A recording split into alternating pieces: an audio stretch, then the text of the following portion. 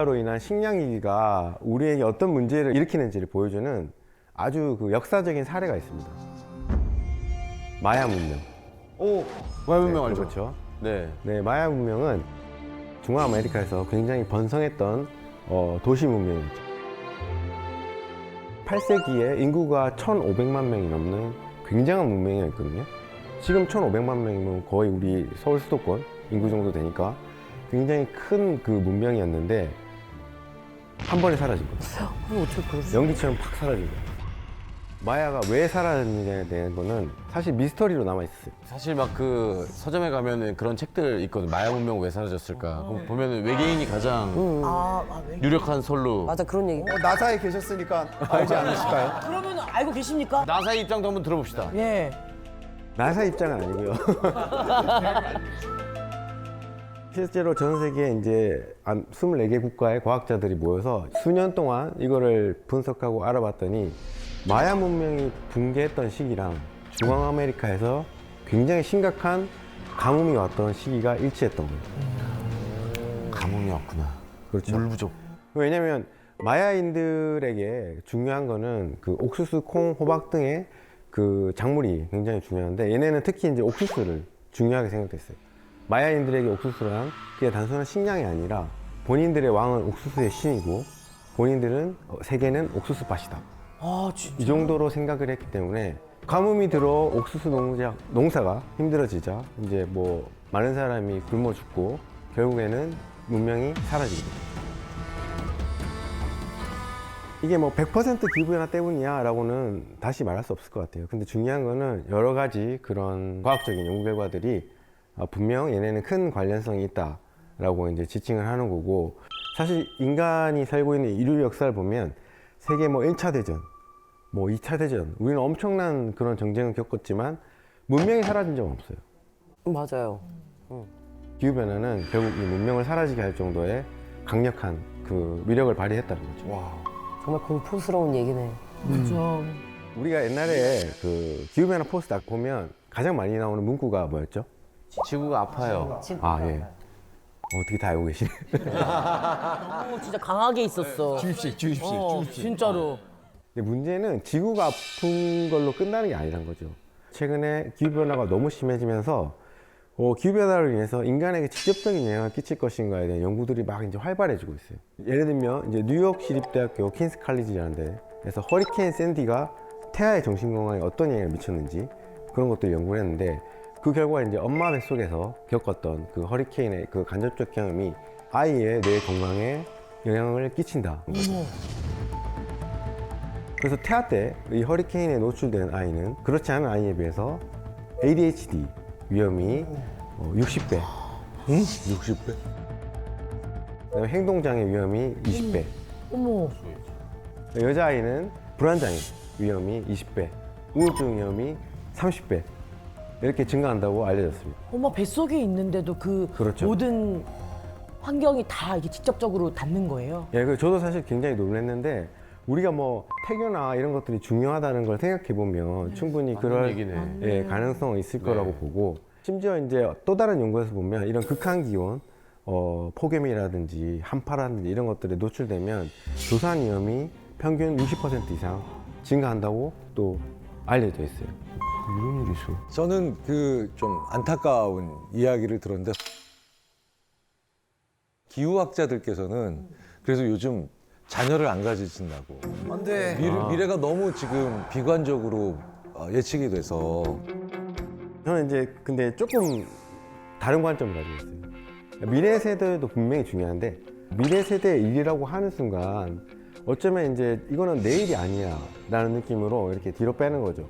사실은 그래서 제가 말씀드린 건 지금 성인 있는 사람들이 훨씬 더 힘들어질 거라고. 어른들은 그래도 이제 갖출 게 다 갖춰져 있고 네. 저희는 괜찮지 않을까요? 네네, 그렇죠. 폭염이나 이런 폭우 이런 것들은 사실상 이제 어느 정도 견딜 수가 있는 거죠. 예를 들면 뭐 너무 폭염이 심하다, 에어컨 틀면 되고, 폭우 올 때 안 나가면 되는 거죠. 근데 기본적으로 그렇게 대처를 할 수가 있는데, 전염병은 또 다른 문제예요. 여러분들이 이제 아마 코로나를 통해서 간접 경험을 했잖아요. 전염병이 얼마나 사회를 바꿔놓을 수 있고 우리에게 큰 영향을 끼치는지. 근데 지난 2010년 이전에 국내에서는 한 번도 발생 안 했던 라임병이라는 게 지난해 역대 가장 많이 발병을 했어요. 라임병이 라임병이란 거는 이제 진드기가 전파하는 질병이에요. 아, 진드기가 사람을 물면 감염이 발생해서 이제 몸에 문제가 생기는 건데 심하면 뭐 부정맥, 뭐 기억상실, 안면마비 이런 것까지 온다고 해요. 오, 심하네. 또 하나는 이제 말라리아. 네, 이런 것도 사실은 이제 많은 정부의 사업으로 줄어드는 추세였는데 다시 이제 환자가 늘어나고 있죠. 다시요? 예. 왜냐면 이게 기후변화로 인해서 대체적으로 따뜻해지고 있잖아요. 온난화가 되면서 이제 겨울이 줄고 진드기와 모기 이런 것들 매개체, 이 질병을 전할 수 있는 매개체가 서식할 수 있는 그런 기간이 늘어난 거예요. 그러니까 확률적으로 더 이런 것들이 문제를 많이 일으킬 수 있는 상황으로 바뀌어가고 있는 거죠. 사람이 싸워야 될 적이 계속 늘어나네요. 뭐 그렇다고 볼 수도 있죠. 자, 이게 보면 지구 평균 기온의 상승 정도죠. 와. 너무 빨리 올라간다. 확 올라간다, 저기 뒤에. 저 파란색이 산업화 이후의 온도고 초록색이 산업화 이전의 온도인데 지금처럼 저렇게 약 100년 동안 1도 이상 올라가는 적은 인류 역사상 없었다는 거예요. 진짜 없네요. 자, 그럼 이제 지구가 지금 이렇게 계속 뜨거워지고 있는데 파리 기후변화 협약에서는 산업화 이후 지구 평균 온도를 1.5도 이상 올리지 않기 위해서 노력하자. 아, 이제 저기서 멈추자. 그렇죠. 전 세계적으로. 네. 근데 이미 올해 2월 그 지난 약 12개월, 1년 동안의 평균 기온을 보면 네. 산업화 이후 1.52도를 찍은 거예요. 왜? 그럼 국제사회가 약속했던 마지노선을 이제 처음 초과해버린 거죠. 올해 2월에. 아, 넘었구나. 굉장히 빠른 건가? 예, 빠르게 하고 있고 그래서 이제 최근에 이제 유엔이 기후변화 협약을 이끌고 있는 사무총장인 사이먼 스타일 이분께서 지구를 구할 시간이 앞으로 2년밖에 남지 않았다. 뭐 이렇게 경고를 하긴 했어요. 원래는 파리 협약에서는 2도를 얘기했어요. 지구 평균 기온을 산업화 이후 2도라고 했는데 굉장히 많은 과학자들이 논의를 하고 고민을 하고 연구를 하고 해서 계속해서 이 2도라는 걸 설정하고 우리가 보니까 2도가 과연 적절한 숫자에 대해서 이제 고민을 하게 됩니다. 너무 높지. 그래서 이제 더 연구를 해보니까 2도까지 가도 큰 문제 생길 것 같으니까 1.5도로 낮추자는 거예요. 자, 그럼 지금 얘기했던 파리 협약에서 말했던 2도가 된다면 과연 어떤 일이 벌어질 것인가? 사람 체온이 거의 뭐 그 1도에서 거의 뭐 생사를 오갈 정도로 막 바뀌기도 하니까 체감되는 뭔가 위험이 감지될 것 같은데 뭔지는 모르겠는데 지구 온도가 2도 상승했을 때 전 세계 도시 인구 중 약 4억 1천만 명이 물 부족을 겪게 된다고 합니다. 아, 물 부족. 물 부족이 가장 무서운 것 같아요. 맞아요. 예, 그렇죠. 에어컨 끄세요 지금. 자, 전기 먹는 거 다 끄세요, 그럼. 조명이랑. 조명 2개 더 꺼요. 네, 다 끄시고. 아니, 이목구비만 보이면 되잖아. 그리고 이제 앞으로 이제 우리가 더 이상 2도 올라가게 되면 2도씩 올라갈 때 더 이상 못 먹게 되는 음식들이 있는데 감자, 야, 나 구황작물 좋아하는데. 감자는 안 돼. 더 심각한 게 있습니다. 더 심각한 거 뭐예요? 바로 김치. 그건 안 돼요. 안 돼, 안 돼, 안 돼. 동의 못 합니다. 사람들한테 치명적인데요. 온도가 더 올라가기 시작하면 옥수수, 뭐 고추, 배추 이런 재배가 힘들어지죠. 쌀은요? 제일 중요한 쌀. 쌀 진짜 쌀이 정말 중요하지. 중요해가지고. 쌀도 문제가 생깁니다. 다 문제가 생기는구나. 문제가 심각하다라고 하는 건 결국에는 어느 정도 수준에 도달하면 굶어 죽는 사람이 생긴다든지 식량으로 인한 전쟁이 생길 수밖에 없는 상황이 됩니다. 식량 전쟁이 엄청나지겠다. 교수님이 말씀하신 북극곰 걱정할 때가 아니다. 그러니까요. 지금 당장 우리가 걱정을 해야 된다. 진짜. 와닿았어. 방금 우리 2도 얘기를 했는데 1도 더 올라가서 만약에 3도가 오르면 어떤 일이 벌어질까요? 야, 그러면 인간이 버티지를 못할 것 같은데요. 아, 그럼 해수면. 자, 3도가 오르면 아주 충격적입니다. 지금 여러분은 이 자리에 앉아 있을 수가 없어요. 타 죽나요? 3도가 올랐을 때 잠기게 될 지역을 빨간색으로 표시해놨어요. 물에 잠기는 지역이요? 잠긴다고요? 네네. 여기 다 잠겨. 상암도 있어. 그래서 여기 우리 촬영 못 한다는 얘기구나. 여러분들이 지금 앉아 있는 이곳 상암동도 상당 부분 물에 잠기게 됩니다. 아니 서울이 잠기는 건 예상도 못했는데. 인천, 김포, 뭐 부천, 특히 이런 데 피해가 크죠.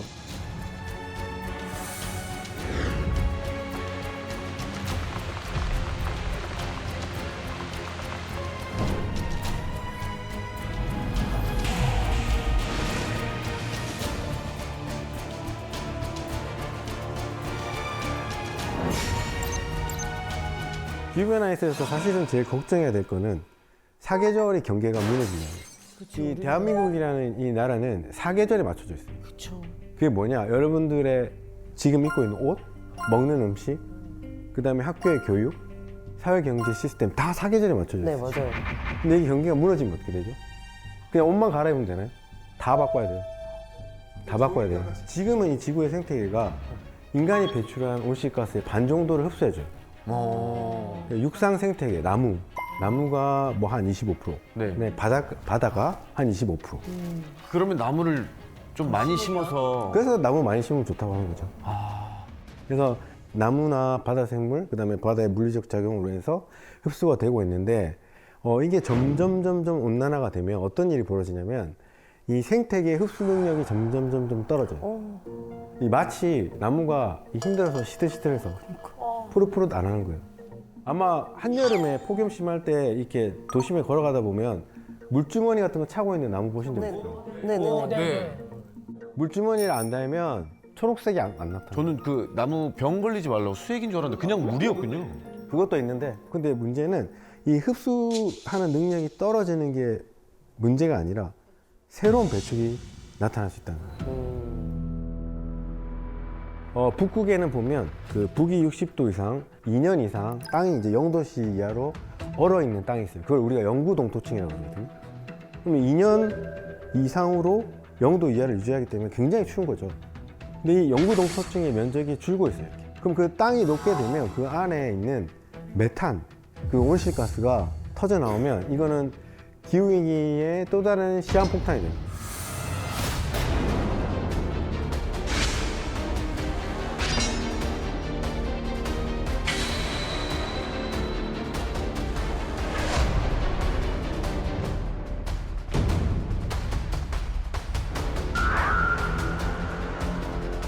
이 엄청난 온실 효과를 가져오는 또 이 제부 메탄 하이드레이트라는 게 있어요. 그런 것들이 나오게 되면 오존층도 파괴하게 되고 지구 온난화로 가속하게 되고 그런 물질들이 더 많이 나오게 되면 지금 우리가 생각하는 것보다 훨씬 더 강력한 온난화, 가장 나쁜 미래를 향해서 가고 있는 거예요. 어머 어떡해. 근데 중요한 건 뭐냐면 저희가 이제 이런 것들을 과거에서부터 계속 얘기를 하면서 가장 나쁜 미래부터 1.5도에서 2도 근처에서 막아낼 수 있는 미래 이런 것들은 다 우리가 얼마만큼의 노력을 온실가스를 배출할 거냐에 따라 달라지는 거예요. 그러면 지금 우리가 그런 만화 시나리오에서 보면 현재 우리가 어디에 와 있느냐? 어디 와 있습니까?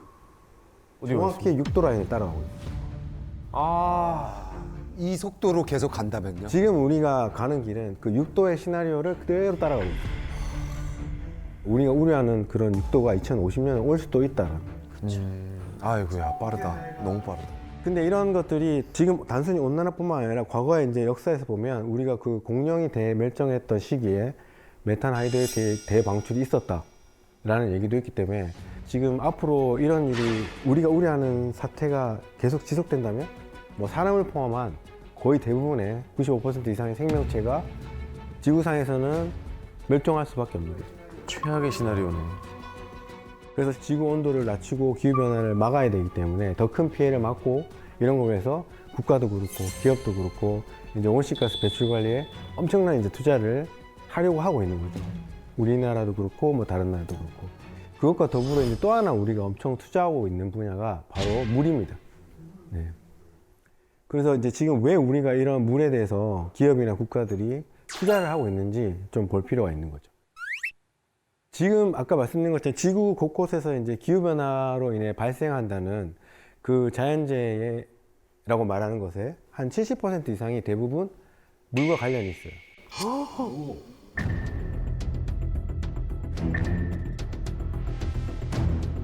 가뭄, 집중호우, 물이 너무 많거나 적거나 이런 문제가 되는 거죠. 그러면 이제 우리가 할 수 있는 건 지금 너무 부족해도 문제고 넘쳐도 문제이기 때문에 국가 차원에서는 이제 물그릇이 필요한 거죠. 그렇죠.